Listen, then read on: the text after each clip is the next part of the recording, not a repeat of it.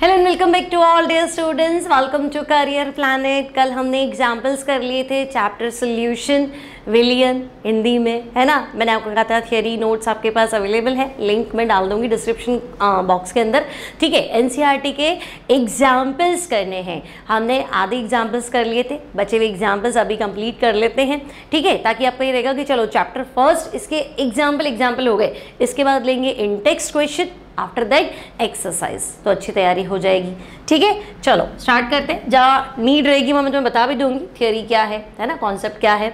देखो अगला क्वेश्चन है हमारे पास एनसीईआरटी उदाहरण एग्जाम्पल नंबर 1.8, ठीक है बेटा। एनसीईआरटी का उदाहरण है 1.8। बेंजीन का बॉइलिंग पॉइंट क्वथनांक है 353.23 केल्विन। बेंजीन का क्वथनांक है, बेंजीन इतने पे उबलेगा, ठीक है। 1.80 ग्राम अवाष्पशील विलेय मिलाया, 90 ग्राम बेंजीन में मिलाया, क्वथनांक बढ़कर इतना हो गया।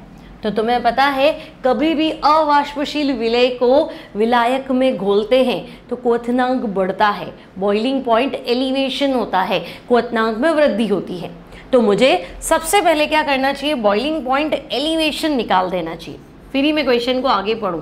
तो बच्चे डेल्टा टीबी क्वथनांक उन्नयन पहले कितना था, बाद में कितना हो गया, डिफरेंस निकाल दो, है ना। तो बाद में बढ़ता है तो आगे इसको लिख लेते 354.11 माइनस क्या कर लो, तो भाई 353.23 माइनस कर लो, ठीक है।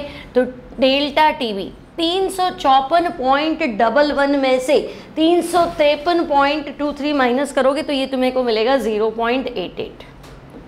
चलो ये आ गया, है ना। अब तुम्हें केल्विन लिखना है तो लिख दो, यानी डिफरेंस ये रहेगा, चाहे सेंटीग्रेड में हो चाहे केल्विन में हो, ठीक है। ये मैंने लिख दिया, डिफरेंस इतना है। अब ये कह रहा है कि देखो इतना ग्राम अवाष्पशील विलेय और 90 ग्राम बेंजीन, तो स्मॉल w भी है और कैपिटल W भी है। तो मैं कहूँगी स्मॉल w तो है 1.80 ग्राम्स, ठीक है, और कैपिटल W कितने में घोला, तो हम कहेंगे 90 ग्राम बेंजीन में घोला, ठीक है।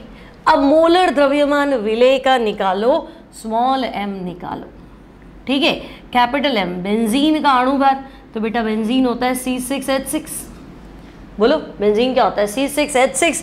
तो कार्बन का 12, 6 कार्बन है तो 6, हाइड्रोजन का 1, 6 से मल्टीप्लाई कर लो तो ये 78, ठीक है, ग्राम प्रति मोल लिख सकते हो, है ना। Kb की वैल्यू भी दे रखी है बच्चे, Kb कितना है बेंजीन के लिए, तो ये है 2.53 किलो केल्विन मोल इनवर्स, ठीक है भाई। चलो सब कुछ है हमारे पास तो, है ना। अब देखो विलेय का ना तो कोई वियोजन होता है ना संगुणन, क्योंकि क्वेश्चन में कुछ मेंशन नहीं किया है।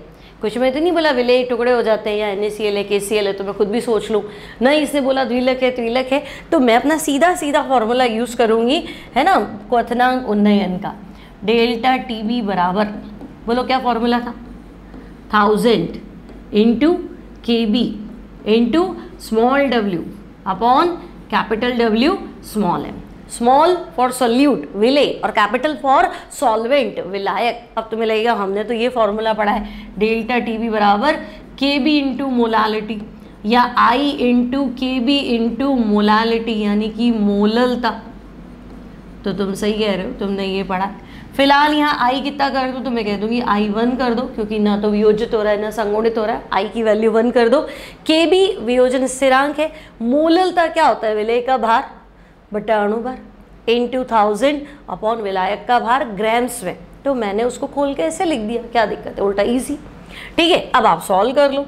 तो बच्चे डेल्टा टीबी कितना है 0.88, तो हम कहेंगे यहाँ ठीक है 0.88 इक्वल्स टू 1000 इंटू KB की वैल्यू है 2.53, स्मॉल w विलेय का भार 1.8 था, कैपिटल W कितने में घोला था, 90 ग्राम में घोला था, और स्मॉल m, ठीक है भाई। फाइंड कर लो इसको, क्या ही दिक्कत है, बोलो पॉइंट उड़ा दो, 2 0 तो आपके यहाँ बने, ये पॉइंट उड़ा दो, 2 0 यहाँ बने। चलो इसको तो हटा ही देते, ठीक है। अब ये फिर पॉइंट उड़ा दो, ये 0 बन गया, तो ये आपके ये कैंसिल हो गया, 9 1 ज़ा 9, 9 2 ज़ा 18, ये 2 है, ये 88 है, तो ये 44 है। अब देखो सीधी बात करूँ तो स्मॉल m जो आ रहा है वो आ रहा है 44 44, हाँ सॉरी, स्मॉल m जो आ रहा है 44 क्या आ रहा है, 44m आ रहा है ना। 253 इंटू 10, 2530 डिवाइड बाय 44, चेक कर लो, है ना। स्मॉल m जो आ रहा है 253, ऊपर 10 बचा हुआ है ना बेटा, तो 2530 अपॉन क्या आ रहा है, तो अपॉन में है आपके पास 44, ठीक है। सॉल्व कर लो, है ना। तो ये आपका आंसर 58 आना चाहिए। हम सॉल्व कर लें, 2530 डिवाइड बाय 44, ठीक है, 57.5 लमसम 57.5 ग्राम प्रति मोल।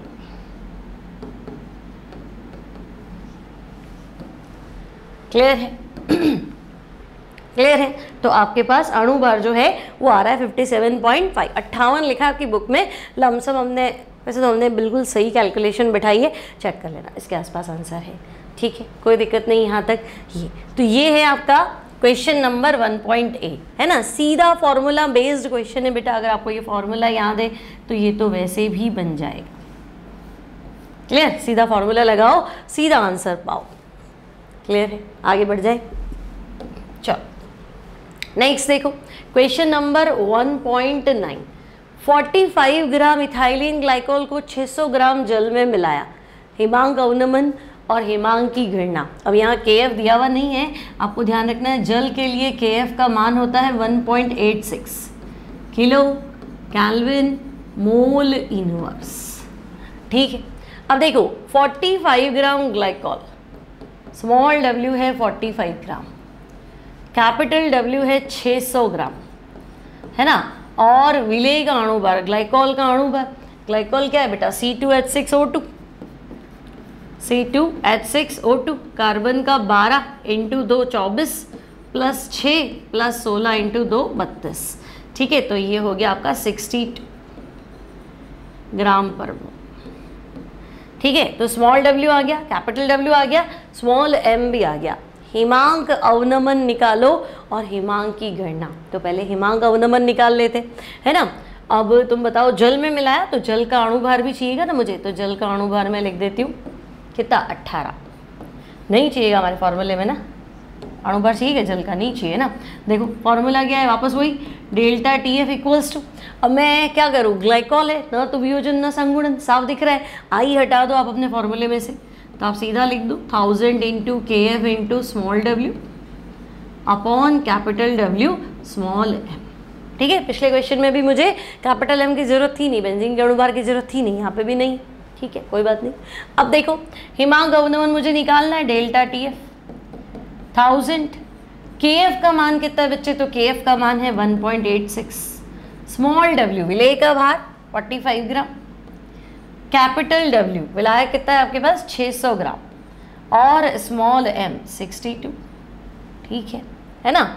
अब काट सकते हो तो काटो, नहीं तो फिर रहने दो, इसको तो हटा देते हैं, 3 से काट ले, 3 दूनी 6, 1 और 5, ठीक है, 15। बस अब तो नहीं हो रहा, तो डेल्टा TF निकाल देते हैं।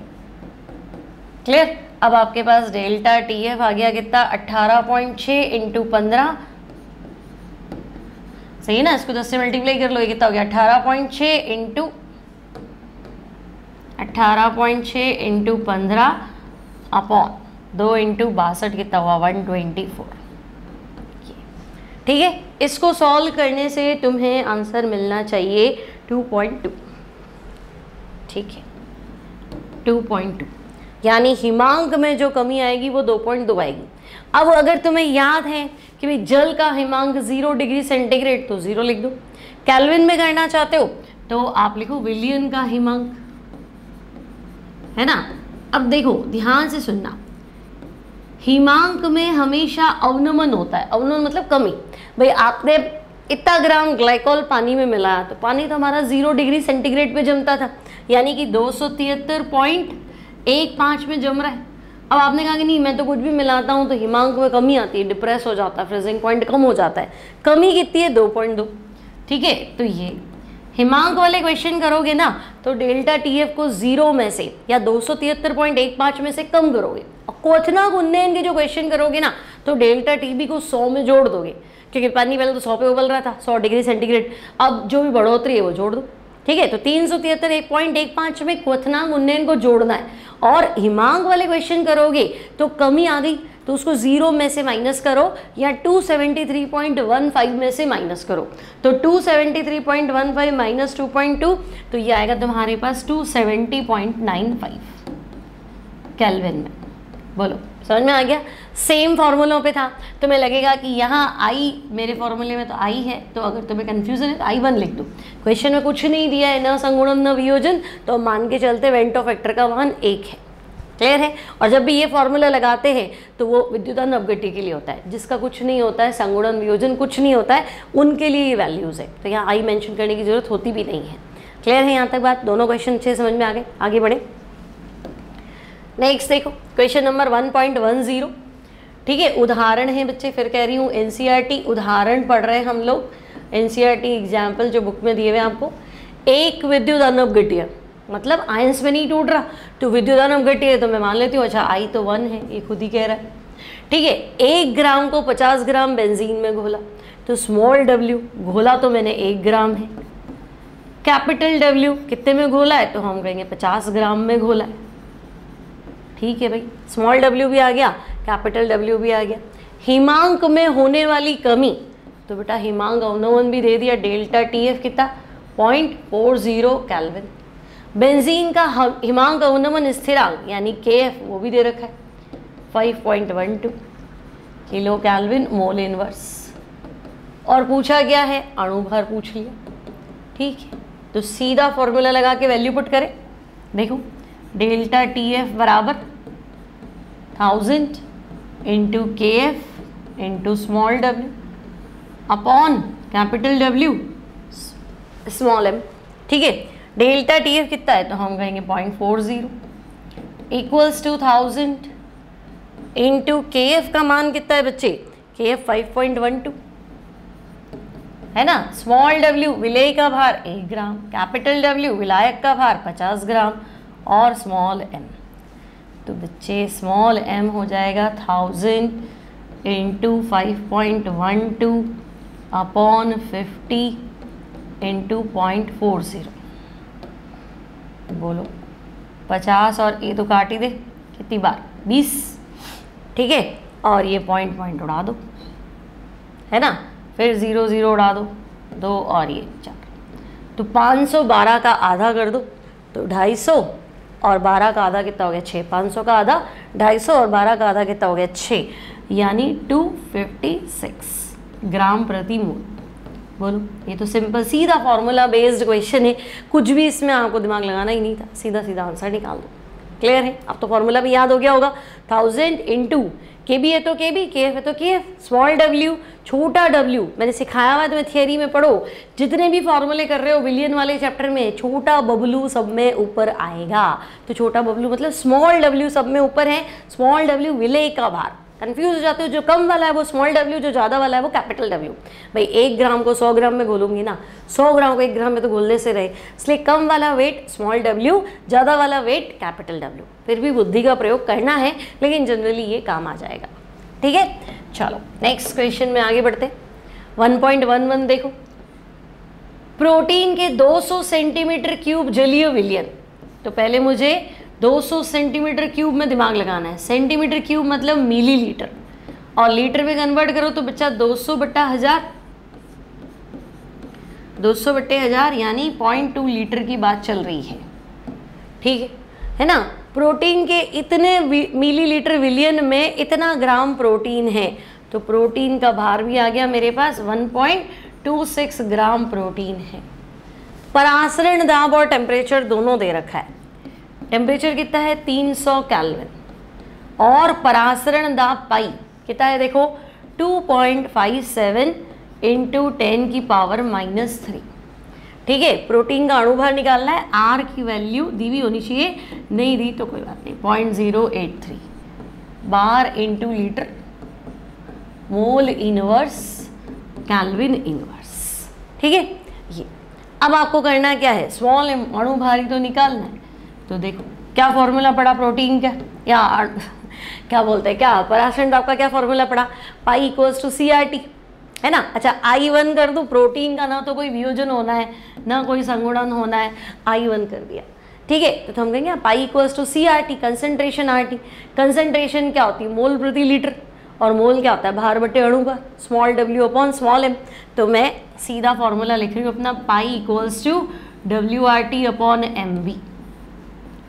बोलो सही है क्या, pi equals to WRT upon MV। देखो भार बटा अणु भार क्या हो गया, मोल, और मोल प्रति लीटर क्या हो गया, सांद्रता, CRT। चाहे तो ये लिख दो, है ना, ये ज़्यादा इजी रहता है इसलिए मैं आपको ये बता रही हूँ। अब मैं सीधी सीधी वैल्यू रख रही हूँ। पाई कितना है, तो भाई पाई तो है 2.57 इंटू 10 की पावर -3, W 1.26 ग्राम, R 0.083, टेम्परेचर 300 केल्विन, अणुभार फाइंड करना है, और वॉल्यूम 0.2 लीटर था ना, सही है। अब चल लो पॉइंट उड़ा दो थोड़े, है ना, कैसे उड़ाएं, कितने पॉइंट है, ये 2 पॉइंट और ये 2 0 उड़ा दो, बोलो 2 पॉइंट 2 0 नीचे आएंगे ना, 2 पॉइंट और ये 2 0 उड़ा दी। अब ये 3 पॉइंट और ये 1 2 0 नीचे लग गए, सही है।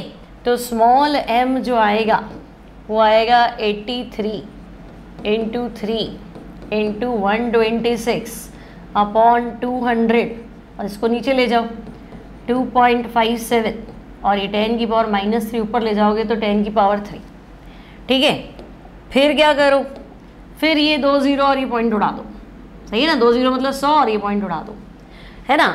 और अब तो तुम्हें सॉल्व करना पड़ेगा, और कुछ कट रहा है तो काट लेते, 2 और 126, 6 और 3 63, ठीक है, और तो कुछ नहीं कट रहा है ना। तो अब मेरा आंसर है 63 इंटू 3 इंटू 83, कर लेना, 63 इंटू 3 इंटू 83 डिवाइडेड बाई 257, और फाइनल आंसर है उसको 1000 से मल्टीप्लाई करना है, वो 10 की पावर 3 लिखा है। तो अब जो तुम्हें आंसर दे रखा है बुक में 1.11 का आंसर आपके आना चाहिए बच्चे 61.02, ठीक है, आपका आंसर आना चाहिए 61.02 ग्राम प्रति mole. Clear, 63 into 3 63 into 3 189 into 83 15687 divide by 257, हाँ सही है, ठीक है, और 10 की पावर 3 भी है, आ जाएगा।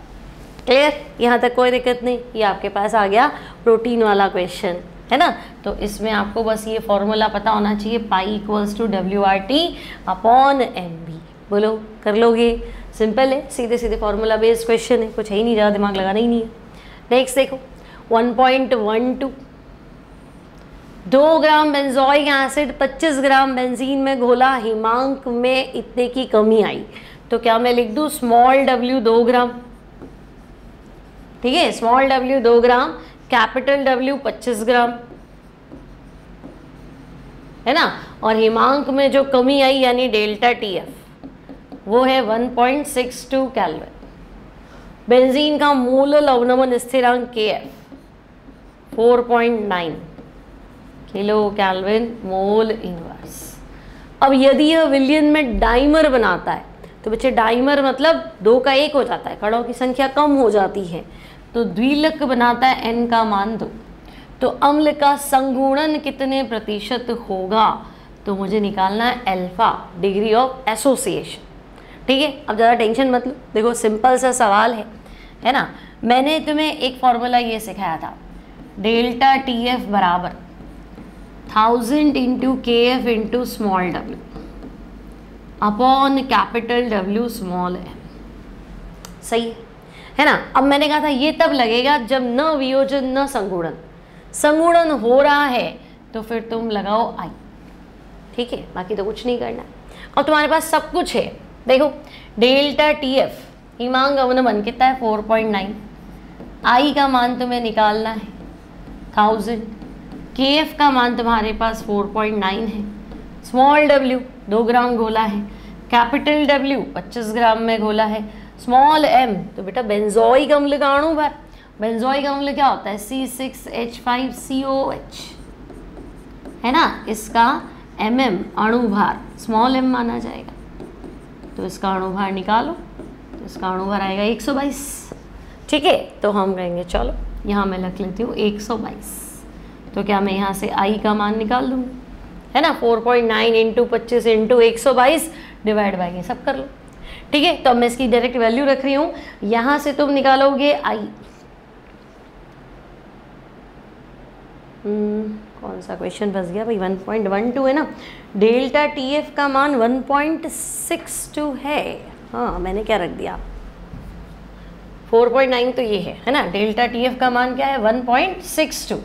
ठीक है, हाँ ये रहा 1.62, वही मुझे लगा क्या हुआ। ठीक है, तो बच्चे यहाँ से तुम्हारे पास I का मान आएगा 0.504। ठीक है, यहाँ से I का मान कितना आएगा 0.504। ठीक है, अब तुम्हें चाहिए संगुणन की मात्रा, तो देखो मैंने तुम्हें नोट्स में डायरेक्ट फॉर्मूला लिखा रखा है, अल्फा संगुणन, है ना, अल्फा संगुणन का फॉर्मूला है बेटा 1 minus i upon n minus 1 into n। n मतलब द्विलक बनाता है तो n का मान 2, त्रिलक बनाता है तो n का मान 3। ठीक है, तो अब अल्फा संगुणन ही तो निकालना है, निकालो। 1 माइनस आई तो 1 माइनस 0.504 अपॉन n का मान 2 है और 2, तो नीचे तो 1 आ गया। 1 माइनस 0.504 तो 500 कम करोगे तो 500 और 0.496, ठीक है, इंटू 2, तो 496 का डबल कर लो, 800, 980, 992, ठीक है, 0.992 और परसेंटेज में निकालो बेटा, तो क्या हो गया 99.2%। बोलो समझ में आया। पहले मैंने तुम्हें फॉर्मूला बताया, वो फॉर्मूला लगा दो, डेल्टा TF बराबर I into 1000 into KF into small w, capital W small है। ठीक है, अब है ना, हर बार I नहीं लिखते थे तो कुछ होता ही नहीं था, ना तो संगुणन होता था ना वियोजन होता था, सीधा फॉर्मूला लगाते थे। इस बार आप कह रहे हो नहीं, संगुणन हो रहा है और तुम बताओ कितना % डाइमराइज्ड हो रहा है, मतलब कितने अणु जो है वो संगुणित हो रहे हैं, आधे हो रहे हैं, 90% हो रहे हैं, 95% हो रहे हैं। तो हम कहेंगे ठीक है, एक बार हम क्या करते हैं, यहाँ से I निकाल देते, तो I आ गया, वेंट ऑफ फैक्टर। ठीक है, अब I के बाद अल्फा का फॉर्मूला सीधा याद रखो, है ना, 1 minus i upon n minus 1 into n, तो आपके पास अल्फा की वैल्यू आ गई, परसेंटेज में कन्वर्ट कर दो, क्या ही दिक्कत है। तो यहाँ आपका आंसर है, स्क्रीनशॉट ले लो आप, 99.2%। अब आपको लगे कि नहीं मुझे थोड़ा शॉर्टकट चाहिए या दूसरे तरीके से किया हुआ है, तो देखो मैं तुम्हें एक और तरीका बता देती हूँ। मान लो तुम्हारे पास सेम क्वेश्चन फंस गया, ठीक है, मान लो तुम्हारे पास सेम क्वेश्चन फंस गया और तुम्हें लग रहा है कि नहीं मेरे को ऐसे नहीं करना है, मुझे किसी और तरीके से करना है। ठीक है, तो तुम क्या करो, ये M जो है ना बेटा, बेंजोइक अम्ल का अणुभार, ये अणुभार है सैद्धांतिक, ठीक है, सैद्धांतिक। तुम अपना ही फॉर्मूला लगाओ, डेल्टा TF बराबर 1000 into KF into small w upon capital W small. लेकिन ये अणुभार जो है ना, ये प्रेक्षित, प्रेक्षित क्यों, कि मैंने प्रैक्टिकल किया और मेरे डेटा ये है ना, तो सैद्धांतिक में थियोरेटिकल मोलर मास ही आना चाहिए, और हम प्रैक्टिकल कर रहे हैं, तो आप बता दो प्रैक्टिकली आपका अणुभार कितना आ रहा है, तो हम कहेंगे हम भी कर सकते हैं। ठीक है, अब हम सॉल्व कर लेते हैं इसको। देखो डेल्टा TF की वैल्यू मैं रख लेती हूँ 1.62 इक्वल्स टू वही 1000, KF का मान कितना 4.9, स्मॉल w 2 ग्राम, कैपिटल W कितना है 25 ग्राम, है ना, और स्मॉल m। ठीक है, तो बच्चे यहाँ से तुम स्मॉल m निकालो, 1.62 इंटू 25, ठीक है, डिवाइडेड बाय, सही है ना, 1.62 into 25 divided by 1000 into 4.9 into 2। ठीक है, इसको सॉल्व करो। डेल्टा TF रख दिया, 1000 रख दिया, KF रख दिया, स्मॉल w 2 ग्राम, कैपिटल W 25 ग्राम, स्मॉल m। हाँ ठीक है, उल्टा कर दिया ना मैंने, लगी रहा था मुझे स्मॉल m निकालना है ना, 1000 इंटू 4.9 इंटू 2 डिवाइड बाय क्या करो 25 और 1.62, ठीक है, चलो अब निपटाओ उसको। क्या करें, 25 और ये काट दूं 40, ठीक है, और ये 2 पॉइंट उड़ा देते हैं, लो 2 0 आ गया। और क्या करें, 2 से ही कटेगा, इसको 100 कर देती हूँ, है ना, और ये हो गया 8 और 1 81, ठीक है। तो अब मेरे पास है 100, ये पॉइंट और ये 0 उड़ा देते हैं, ठीक है। चलो तो अब मेरे पास है 400 इंटू 49, है ना बच्चे, हमारे पास है, कैलकुलेट करते हैं, रुको,